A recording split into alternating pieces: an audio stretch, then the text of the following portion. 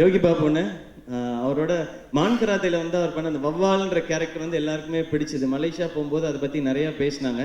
இந்த படத்தில் ஆக்சுவலாக யோகி பாபு அண்ணனுக்கு தான் 2 கிளைமேக்ஸ் ஷூட் பண்ணாங்க. ஒரு கிளைமேக்ஸ் நீங்கள் ஸ்க்ரீனில் பார்த்தது, இன்னொரு கிளைமேக்ஸ் நாங்கள் வைக்கல. அது வந்து நாங்கள் புடவை கடையில் புடவை எடுக்க போகும்போது அந்த ப்ரௌன் கவுனில் இருப்பேன் நான். அப்போ அந்த புடவை கடைக்கு அவர் வந்திருப்பார். நம்ம கல்யாண புடவை எப்போ எடுக்கலாம் அப்படின்னு கேட்டு அவர் உள்ளே வந்திருப்பார்.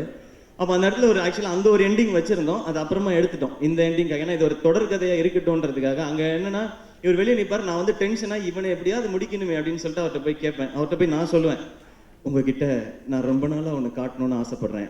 அவர் நானும் ரொம்ப நாளாக பார்க்கணுன்னு ஆசைப்பட்றேன். ட்ரையல் ரூமுக்கு போகலாமா அப்படின்னா ஓகே அப்படின்னு 2 பேரும் ட்ரையல் ரூமுக்குள்ளே போயிடுவோம். போனதுக்கப்புறம் அப்படின்னு ஒரு சத்தம் மட்டும் வரும். நான் கதவை திறந்துட்டு ஃபஸ்ட்டு வெளியில் வந்துடுவேன். வெளியே வந்தோன்னே இவர் அப்படியே ஸ்லோவாக வெளியில் வருவார். கண்ணில் தண்ணி ஊற்றிட்டு இருக்கும்.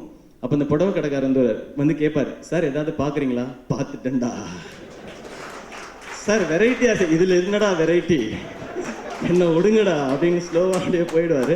பட் டைரக்டர் சார் வந்து இல்லை அது ஒரு தொடர்கதையாக இருந்தால் நல்லாயிருக்கும், அதனால அதை நான் விட்டுறேன், அது வேற எங்கேயாவது யூஸ் பண்ணிக்கலாம்னு சொல்லிட்டார். ஸோ இது நீங்கள் பார்க்க முடியாதுன்னு இந்த இடத்துல சொல்லிட்டேன். இது வரைக்கும் அந்த படங்களில் நான் நடித்த படங்களில் 2 கிளைமேக்ஸ் எதுக்குமே ஷூட் பண்ணதில்லை. அவருக்கு தான் ஷூட் பண்ணியிருந்தோம். சந்தோஷம் உங்களோட ஒர்க் பண்ணது.